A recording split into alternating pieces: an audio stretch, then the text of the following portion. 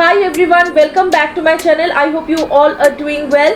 Today's video is all about this fresh looking smoky eyes for summer, and I am so happy to create this eye makeup look in front of you guys, and I think I have done the proper justice to this eye makeup look. And today for this eye makeup look I have used the palette from Makeup Revolution Patricia Bright palette. I have used very minimal shades to create this eye makeup look. It is sort of a minimalistic smoky eye makeup look for summers. I hope you will really enjoy this eye makeup tutorial. I have done all of my base makeup at first. I have only showed the eye makeup because I want to give proper importance only to my eye makeup. So yes, do enjoy this video till the end and let me know in the comment section below whether you really enjoyed this makeup tutorial or not. So let's stop talking and quickly jump into the video.